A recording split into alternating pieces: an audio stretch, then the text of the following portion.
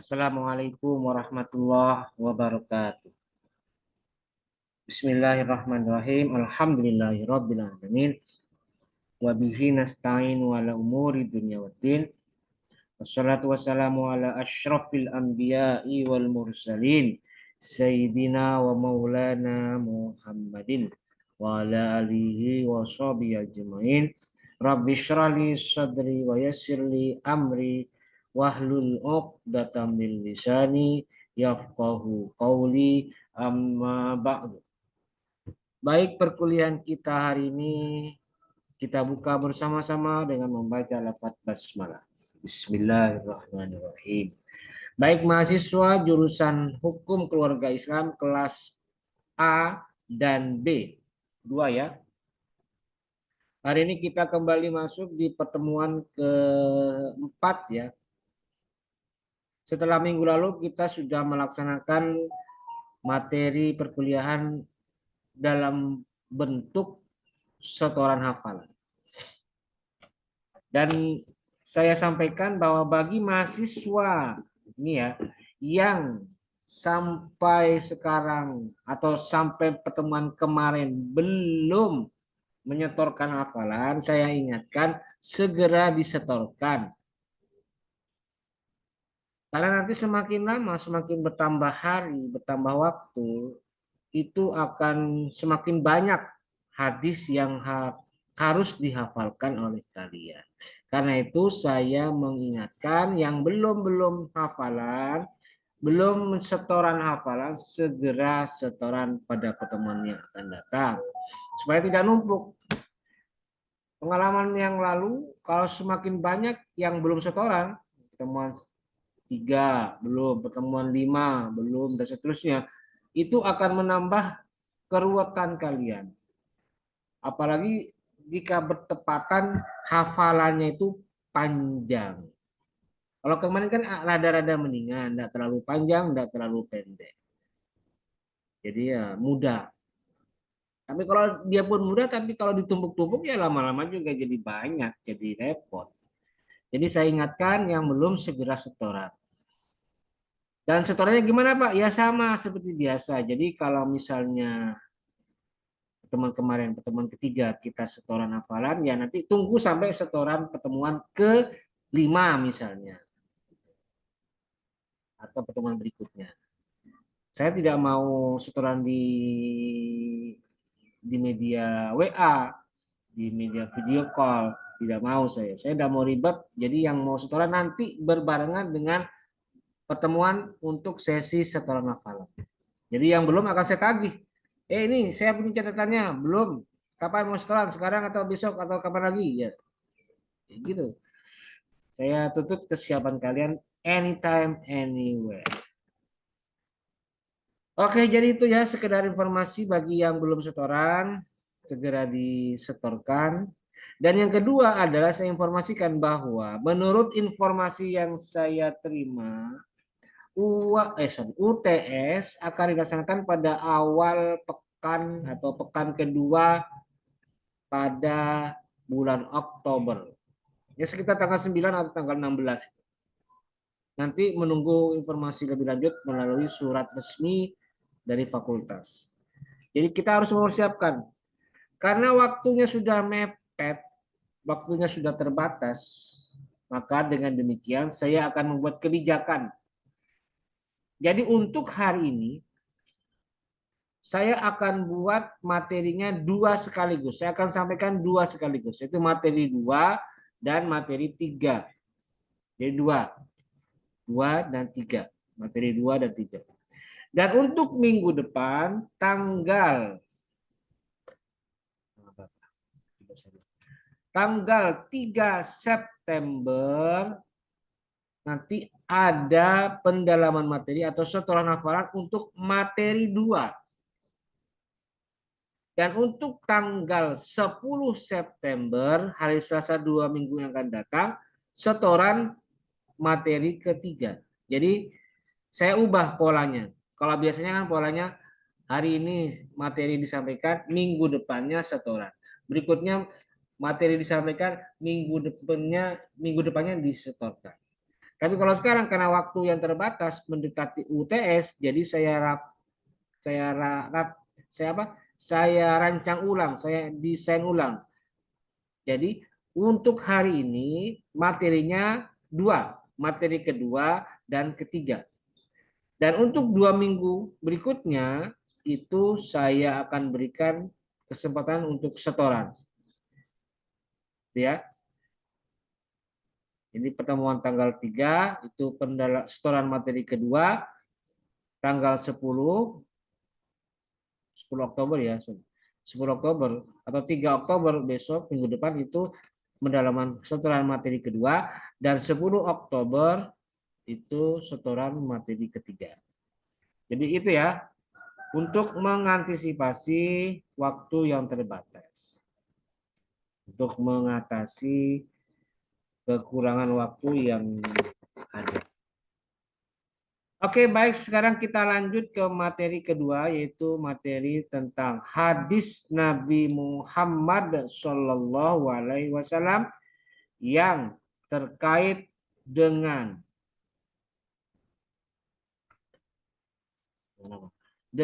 konsep kafaah. Ini dia ya. Sudah tampil belum? Nah, ini dia materinya. Ada berapa hadis ini? Ada 3. Pertama hadis riwayat Abdullah bin Buraidah, kemudian hadis riwayat Aisyah, dan yang ketiga hadis riwayat Abu Hurairah. Baik, saya bacakan terlebih dahulu materi hadis pertama, yaitu hadis dari Abdullah bin Buraidah. An Abdullah bin Buraidah an abihi qala ja'at fatatun ila Rasulillah sallallahu alaihi wasallam faqalat inna abi zawwajani ibna akhihi liyarfa bi khasisatuhu qala faj'al al-amra ilaiha faqalat qad ajastu ma sana'a abi walakin aradtu an u'liman nisaa alaysa ilal abai minal amri syai'un. Rawahu Ibnu Majah.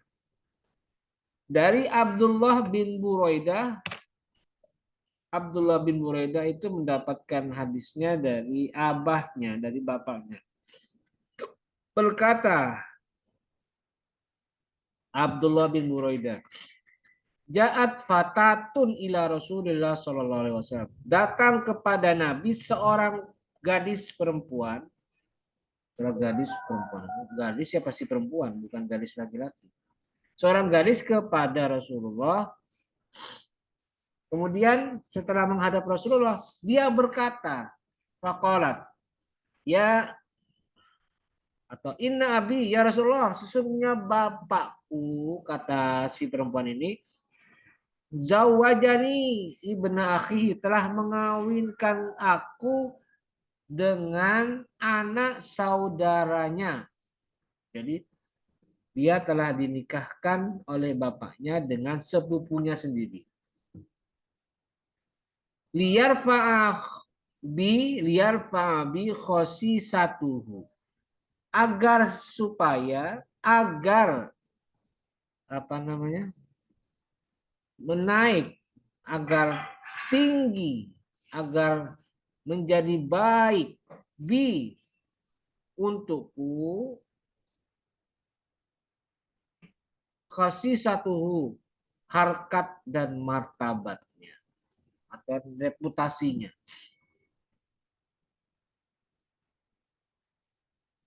Jadi ceritanya di masa Rasulullah, beliau pernah kedatangan seorang perempuan dan dia melaporkan bahwa dia sudah dikawinkan atau dijodohkan, dinikahkan dengan sepupunya oleh bapaknya sendiri. Dan bapaknya itu punya misi, dengan perkawinan ini diharapkan pamor derajat anaknya dan juga bapaknya otomatis akan naik. Karena mungkin saja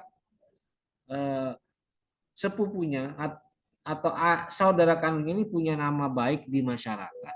Ya, dengan dikawinkan, reputasi jadi ikut naik. Si perempuan ini maupun bapaknya. Nah, kemudian kalau Nabi bersabda, Faja'alal amro ilahya. Seharusnya apa? Serahkan urusan perkawinan itu kepada perempuan. Sabda Nabi begitu. Fakolat. Tapi kemudian dijawab oleh si perempuan ini. Qad ajastu ma sona'a abi. Saya sudah membenarkan. Saya membenarkan atau saya menyetujui apa yang sudah ayahku perbuat, ayahku lakukan kepadaku. Tetapi walakin aradtu an u'liman nisa'a alaisa ilal abai minal amri syai'un. Tapi saya bermaksud an u'lima untuk memberitahukan kepada an-nisa seluruh perempuan alaisa bahwa tidak ada satu perkara pun yang ilal abai harus diserahkan kepada orang-orang tua semuanya, orang-orang tua seluruhnya. Jadi hadis ini memberikan penjelasan bahwa dalam pernikahan sebaiknya pilihan untuk mendapatkan calon suami itu sebaiknya diserahkan kepada hak dari si anak perempuan itu. Sebaiknya. Jadi bukan serta-merta urusan pernikahan itu dijodohkan, dipilihkan oleh orang tua, bukan. Tetapi yang terbaik adalah pilihan sepenuhnya ada di tangan si perempuan.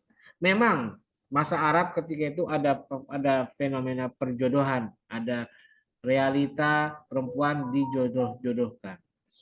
Tujuannya baik untuk meningkatkan reputasi atau menambah pamor, menambah harkat martabat keluarga.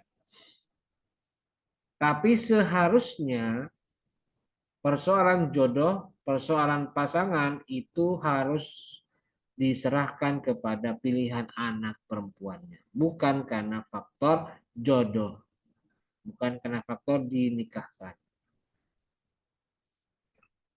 Jadi itu hadis yang menjelaskan bahwa ayah tidak dapat memaksa anak perempuannya untuk menikah dengan perempuan yang tidak disukai. Ini kafaah.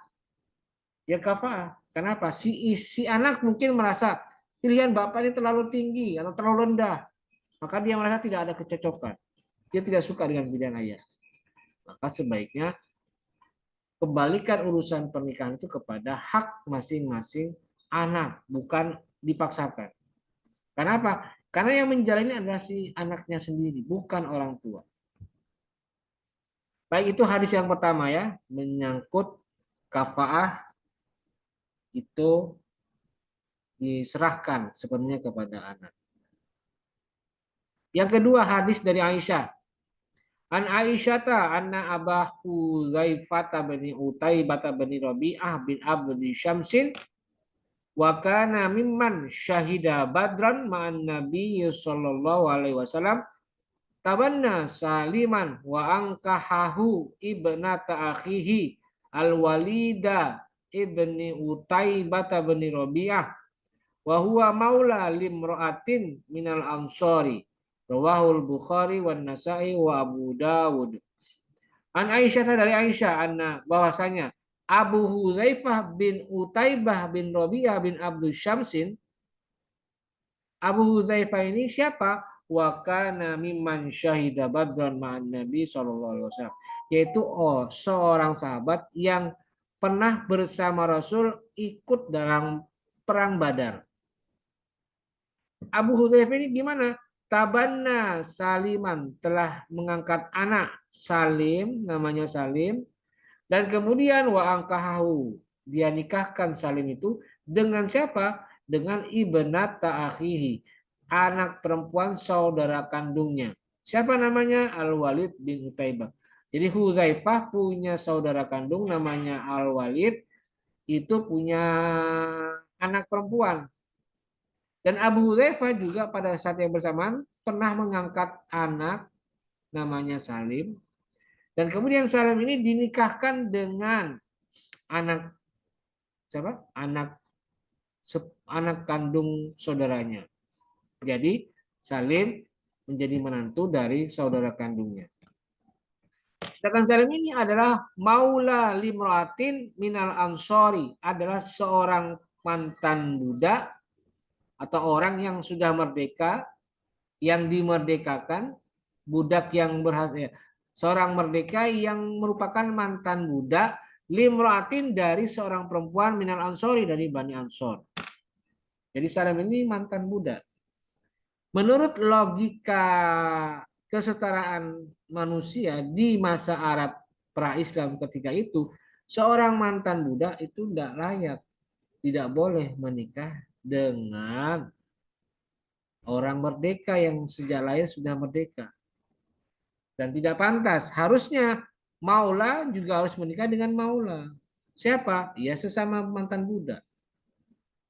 Tapi Islam membiarkan, Islam membolehkan, Islam melegalkan adanya pernikahan antara seorang yang punya nama baik, seorang yang punya reputasi baik di masyarakat, menikah dengan maula ini, seorang mantan budak. Tidak masalah. Walaupun tidak kafaah, tidak masalah. Yang penting apa? Kita kembalikan kepada hati nurani masing-masing pasangan. Kalau sudah cinta, ya mau dia apa kata lagi, tidak masalah. Jadi kafaah itu bisa diterapkan, bisa juga tidak. Yang penting konsekuensinya ditanggung sendiri. Resikonya diambil sendiri, bukan dibiarkan begitu saja konsekuensi dan ekses lainnya. Jadi boleh jika misalnya nanti ada di antara kalian yang sudah lulus nanti bilangnya SH, namanya bagus, lulusan Fakultas Syariah UIN Banten lagi. Kemudian dia menikah dengan anak laki-laki, misalnya yang perempuan S1 lulusan UIN Banten. Dia pulang ke rumah, ada seorang laki-laki melamar dia. Ternyata dilihat dari reputasinya dia cuma lulusan SMP. Si anak laki-laki lulusan SMP ini nekat dan punya PD yang sangat tinggi. Dia melamar si perempuan yang lulusan S1 UIN Banten. Tidak apa-apa, sah, silahkan. Yang penting apa? Syarat dan rukun terpenuhi. Si perempuan jika merasa nyaman, ya sudah, tidak apa-apa. Saya mau dengan si laki-laki ini, ya sudah, nikah saja. Tidak masalah dalam Islam. Jadi itu ya, ada kalanya kafaah diterapkan, ada kalanya juga kafaah diabaikan. Tidak masalah pengabaian terhadap kafaah. Dan yang terakhir hadis ketiga riwayat Abu Hurairah. An Abi Hurairah radhiyallahu anhu anin Nabi sallallahu alaihi wasallam qala tungkahul mar'atu li arba'in li maliha wa li hasabiha wa jamaliha wa li diniha fadfar bi dzatid dini taribat yadaka. Rawahul Bukhari. Dari Abu Hurairah radhiyallahu anhu dari Nabi Muhammad sallallahu alaihi wasallam bersabda Nabi, tungkahul mar'atu lima lihat. Perempuan dinikahi karena 4 aspek, 4 faktor, 4 alasan. 5 liha, yang pertama karena hartanya, lihasabiha karena nasabnya atau karena keturunannya, wajamaliha karena kecantikan dan kerupawanannya, walidiniha dan karena agamanya. Fadfar bidzatid dini taribat syadaka. Maka pilihlah karena faktor agama itu. Taribat syadaka. Maka kamu tidak akan merugi. Tidak akan merugi. Kalau memilih karena faktor agama. Jadi hadis ini menjelaskan tentang kebiasaan manusia di masyarakat, di tengah kehidupan sosial, ketika dia memilih calon istri, calon perempuan yang akan menjadi istrinya, itu ada 4 faktor yang dipilih dan dipilah. Pertama, karena hartanya, kedua karena nasabnya, ketiga karena kecantikannya, dan yang keempat karena agamanya. Maka kata Nabi, silahkan pilih keempat-keempatnya, tapi yang terbaik pilihlah karena akhlak dan agamanya. Sebab dengan agama maka semua akan berjalan baik dan mulus tanpa ada hambatan apa-apa. Sebab apa? Kalau memilih agama dia tidak akan rugi dunia dan akhirat.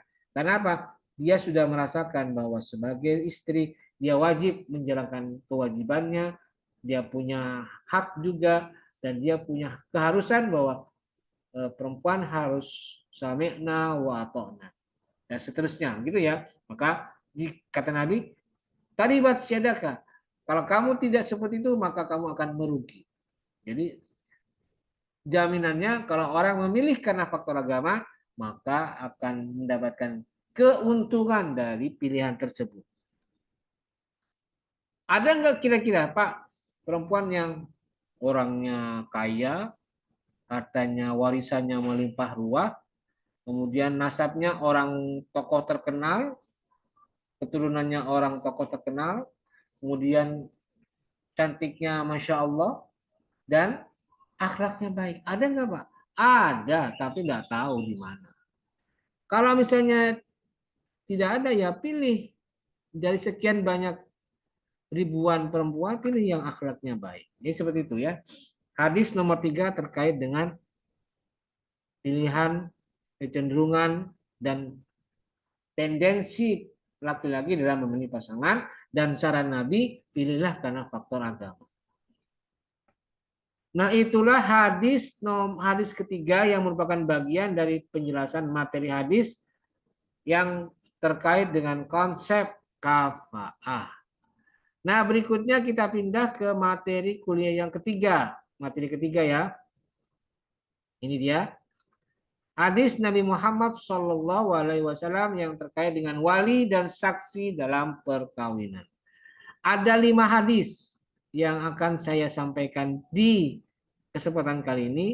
Yang pertama hadis riwayat Abu Musa, kedua hadis Sulaiman bin Musa, ketiga hadis riwayat Abu Hurairah, keempat hadis riwayat Ibnu Abbas, dan yang kelima hadis riwayat Aisyah. Ada 5 ya. Baik, saya bacakan satu persatu. Hadis yang pertama riwayat Abu Musa, an Abi Musa radhiyallahu anhu anan Nabiy sallallahu alaihi wasallam qala la nikaha illa biwaliyin. Dari Abu Musa Nabi bersabda, la nikaha illa biwaliyin. Tidak ada pernikahan atau tidak sah sebuah pernikahan illa biwaliyin, kecuali dengan adanya wali, kecuali peran wali menentukan keabsahan sebuah pernikahan. Jadi itu ya, orang kalau mau menikah tanpa ada wali, misalnya perempuannya tidak menggunakan wali, ya tidak sah. Baik wali itu sebagai rukun maupun sebagai syarat. Jadi harus ada wali.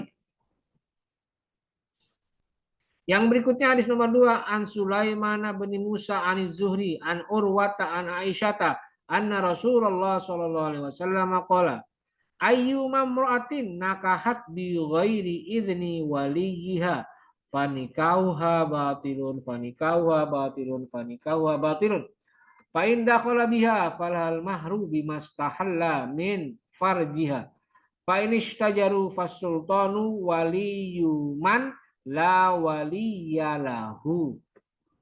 Dari Sulaiman bin Musa, dari Zuhri, dari Urwah, dari Aisyah bahwasanya Rasulullah pernah bersabda, ayyuma mra'atin, mana perempuan mana saja, nakahat yang menikah bi ghairi izni waliya, menikah tanpa izin walinya atau menikah tanpa peran dari wali, maka fanikauha batilun fanikauha batilun fanikauha batilun, maka nikahnya tidak sah sebanyak 3 kali Nabi ucapkan itu.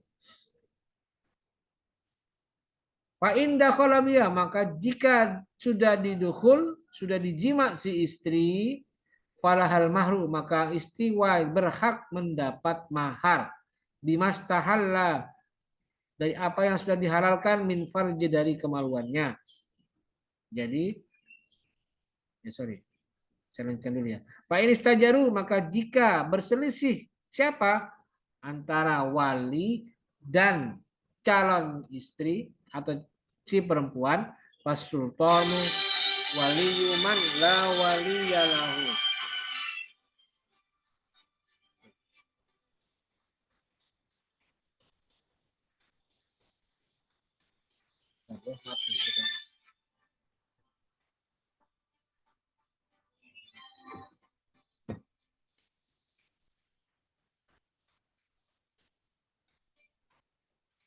Bentar ya.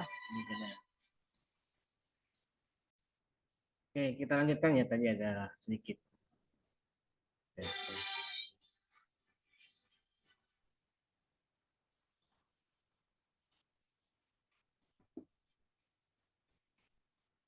Oke, kita lanjutkan. Tadi hadis nomor berapa itu? Hadis nomor 2. Fa in istajaru, maka jika ada perselisihan di antara wali dan perempuan, fasultanu, maka penguasa adalah waliuman, wali bagi orang yang tidak ada walinya. Jadi hadis ini riwayat Sulaiman bin Musa dari Aisyah yang menyatakan Nabi pernah bersabda, perempuan mana saja tanpa izin walinya, maka nikahnya batal, nikahnya batal, nikahnya batal. Jika sudah perempuan itu didukhul, dijima, diajak hubungan, maka dia berhak mendapatkan mahar. Jadi apa yang sudah dihalalkan oleh Allah kepada kemaluannya. Jadi apa? Kalau sudah dijima hubungan seksual, maka istri berhak mendapatkan mahar. Dan kalau misalnya ada perselisihan antara wali dan si perempuan, misalnya walinya adol, walinya tidak mau menikahkan karena alasan yang tidak syar'i, maka solusinya adalah si perempuan bisa mengajukan wali hakim. Apa? Hadis ini tadi, wasultanu wali uman la wali maaf wali lahu. Nah itu hadis kedua ya, hadis yang menyatakan bahwa kalau tidak ada wali tidak sah pernikahan perempuan dengan laki-laki. Harus ada peran wali. Seperti yang saya tekan tadi, baik walinya itu diposisikan sebagai rukun maupun diposisikan sebagai syarat. Syarat sah. Nah itu hadis kedua ya. Berikut kita lanjut ke hadis nomor 3. An Abi Hurairah dari Abu Hurairah. Qala bersabda Abu Hurairah. Qala berkata Abu Hurairah. Qala Rasulullah Sallallahu Alaihi Wasallam. Bersabda Rasulullah. La tuzawijul mar'atul mar'atah.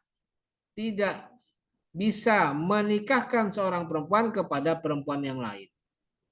Wala tuzawijul mar'atu nafsaha, dan tidak bisa menikahkan perempuan kepada dirinya sendiri. Fa'inna zaniyata, maka sesungguhnya perempuan pezina itu yaitu orang yang tuzawwiju nafsaha, menikahkan dirinya sendiri. Jadi hadis ini menyatakan perempuan tidak bisa menjadi wali bagi perempuan yang lain. Dan perempuan tidak bisa menikahkan dirinya sendiri karena pezina itu sebenarnya menikahkan dirinya sendiri. Hukumnya haram. Baik, kita lanjut ke hadis nomor 4. Ani bin Abbasin anna Nabi sallallahu alaihi wasallam qala, Nabi dari Ibnu Abbas, Nabi bersabda, as-sayyibu ahaqqu bi nafsiha min waliyiha wal bikru tusta'maru wa idnuha sukutuha. Kata Nabi, as-sayyibu, perempuan janda, as-sayyib, perempuan janda itu ahaqqu bi nafsiha, lebih berhak untuk mengurus dirinya sendiri min waliha, daripada walinya. Jadi urusan perkawinan, perempuan janda itu berhak atas dirinya sendiri. Tidak boleh ada intervensi ataupun campur tangan wali. Wali hanya bertugas dan berfungsi sebagai penikah saja. Sebagai wali saja, tidak lebih tidak kurang. Jadi urusan siapa calon suaminya, kapan mereka menikah, dan bagaimana nanti ketika rumah tangga mereka akan tinggal dan hidup bersama, itu semua aspek-aspek dalam pernikahan diserahkan semuanya kepada si janda tadi. Sedangkan wal bikru, perempuan perawan, maru, dimintakan izinnya. Ditanya dulu kalau perempuan janda itu sudah punya hak mutlak, tetapi kalau perempuan perawan harus ditanya dulu, dimintakan izinnya. Tanyakan, mau nggak nong sama calon yang Bapak tawarkan nih. Ayo terserah kamu nong, silahkan mau dipilih. Kalau cocok, kalau sesuai dengan pilihan kamu, sesuai dengan eh, kriteria kamu nong, ya udah ambil. Kalau tidak ya sudah ada apa-apa, Bapak tidak memaksa. Harusnya begitu ya, idealnya. Bukan ujuk-ujuk langsung harus nikah dengan ini. Tidak. Harus bijak, harus wise orang tua ketika menentukan pilihan pasangan bagi anaknya. Apalagi anaknya masih perawan. Dan wa iznuha sukutuha, dan izinnya, persetujuan anak itu sukutuha dalam bentuk diamnya anaknya. Ini salah satu indikasi kalau memang misalnya anak itu, ini zaman dulu ya, kalau zaman sekarang udah agak beda. Kalau zaman dulu diamnya anak itu menandakan dia setuju, sambil mesam-mesem, sambil senyum-senyum segala macam. Nah, berarti itu mau. Tapi kalau sekarang biasanya dia ngomong, enggak mau Pak, enggak mau Bah, enggak mau Bi, saya enggak suka dengan orang kayak gini. Saya sukanya yang begitu-begitu. Nah itu hadis keempat bicara tentang status perempuan janda dan perawan. Dan yang terakhir hadis nomor 5 riwayat Aisyah. An Aisyah taqalat, qala Rasulullah sallallahu alaihi wasallam. Nabi bersabda, la nikaha illa biwaliyin wa syahidai adlin. Tidak ada nikah, tidak sah pernikahannya illa kecuali biwaliyin dengan peran wali wa syahidai adlin dan dua orang saksi yang adil. Fa'in tasyajaru fasultanu waliyuman la waliyalahu. Sedangkan jika ada perselisihan di antara wali dan perempuan, maka solusinya fasultanu, maka penguasa waliyuman adalah menjadi wali bagi orang yang tidak ada walinya. Jadi sama kayak tadi di hadis nomor 1 ya, dan ada tambahannya wasyahidai adlin. Sama ini pembahasannya. Baik, itulah tadi seluruh hadis yang saya bacakan terkait materi ketiga, yaitu hadis Nabi Muhammad SAW terkait wali dan saksi dalam pernikahan. Baik, itulah tadi materi yang saya sampaikan, dan sebagai kelanjutannya saya sampaikan juga bahwa untuk hafalan pertemuan yang akan datang, karena sekarang kan pertemuan 4 dan 5 ya dijadikan satu di Rapel, 4 dan 5 yang hari ini.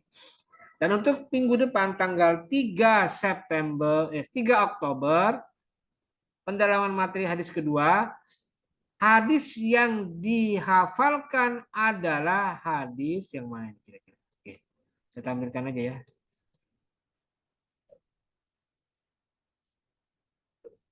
Oke, lihat ya. Hadis pertemuan kedua. Yang dihafalkan adalah hadis nomor 3, yang ini dia. Silakan dihafalkan baik matannya maupun artinya. Jadi yang ini saja yang saya blok ya. Yang keterangannya enggak usah. Cukup hadis dan artinya. Sedangkan untuk materi ketiga yang dihafalkan itu adalah hadis nomor 2. Ini dia. An Sulaiman bin Musa an Zuri dan seterusnya. Ini agak panjang ini. Jadi saya simpulkan, saya sampaikan ulang bahwa untuk tanggal 3 Oktober hafalannya hadis nomor ini, nomor 3 ini, tanggal 3 Oktober. Dan untuk tanggal 10 Oktober yang hadis dihafalan yang ini. Ya, jelas ya. Dan kemungkinan tanggal 3 Oktober saya belum bisa datang. Jadi hafalannya lewat Zoom meeting. Tetapi kalau untuk tanggal 10 kemungkinan besar saya akan hadir ke Serang. Dengan demikian maka untuk setoran hadis nomor materi pertemuan ketiga, materi 3, hadis nomor berapa tadi? Nomor 2 ini saya akan langsung awasi di kelas. Saya akan terima setorannya di kelas. Jadi tidak pakai Zoom meeting tapi di kelas. Jadi tolong ingat tanggal 10 Oktober semua harus hadir. Jadi hadisnya dihafalkan di kelas. Saya akan punya catatannya. Dan yang belum-belum tolong segera setoran. Misalnya hadis nomor 1 Abdullah bin Mas'ud, ya masyaallah syabab itu belum, hafalkan, setorkan. Kemudian hadis pertemuan kedua, hadis nomor 3 An Abi Hurairah radhiyallahu anhu qahul mar'atun li arba'in li maliha wa li hasabi wa jamaliha wa li diniha fadfar bi dzatid dini taribat yadaka. Segera disetorkan di waktu yang sesuai tanggal 3. Dan yang ketiga, hadis yang ini An Sulaiman bin Musa, setorkan tanggal 10. Jadi itu ya informasi dari saya terkait setoran untuk pertemuan yang akan datang. Baik, jika ada misalnya pertanyaan, bisa kalian sampaikan pertanyaannya melalui kolom komentar yang ada di Google Classroom ataupun yang ada di channel YouTube saya untuk video kali ini. Baik, terima kasih dan saya akhiri. Wallahul muwaffiq ila aqwamit thoriq. Wassalamualaikum warahmatullahi wabarakatuh. Waalaikumsalam.